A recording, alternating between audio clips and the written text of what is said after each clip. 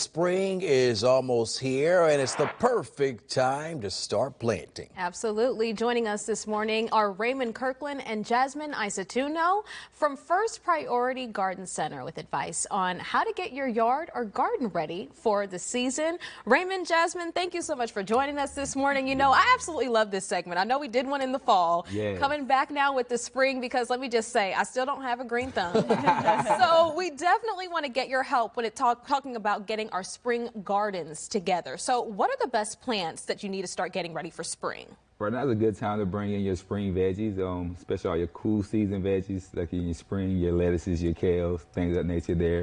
You still got to be mindful, like a lot of our plants, like our tomatoes and stuff, still need to be above 65 in the night temperatures.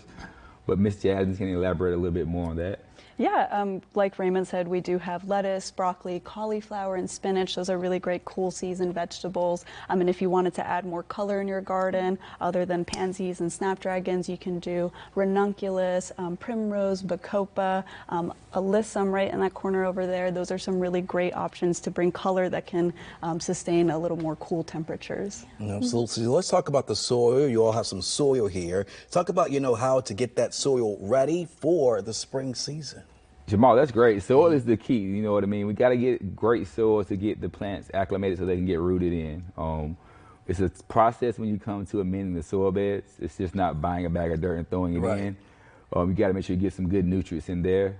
Ms. Jasmine, would you like to elaborate? Yeah, of course. Stout ollie compost is ideal for getting those nutrients that your plant needs. Nitrogen is really important, and you can get the best nitrogen from beneficial bacteria in the soil. So that's really important to add to your soil. And like Raymond said, soil alone is not going to cut it for your plants.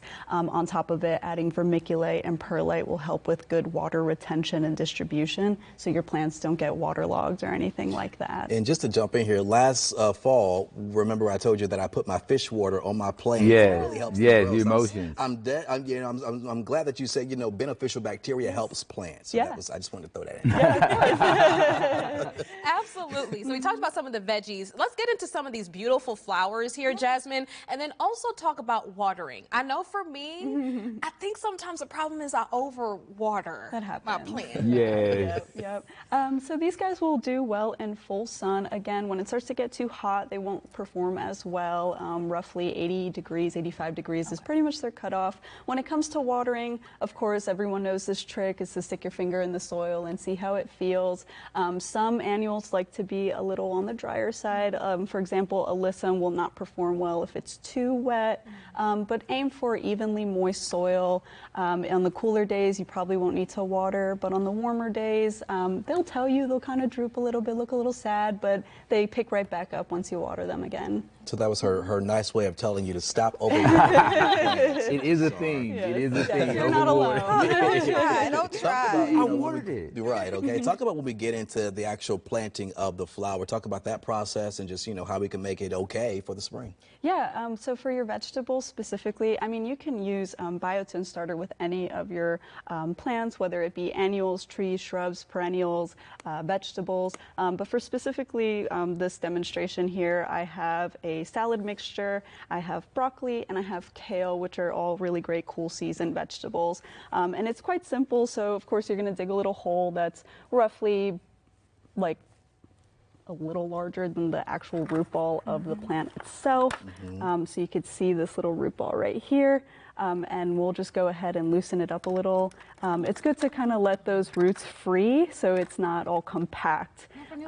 Yeah, and so with the Biotin Starter, this is mainly healthy, beneficial bacteria that we talked about earlier, and this is going to help with the development of the root system for these guys, which is really essential for starters. And since this is a smaller plant, you're going to do roughly a teaspoon of the Biotin Starter within the little hole that you've created down here and where you're going to plant your vegetable. And you'll kind of massage it in there, and then you'll add your plant, and you'll want to aim to have the soil kind of exactly how it was already planted in the container that you purchased it in. And then that's it, and then you'll go ahead and water.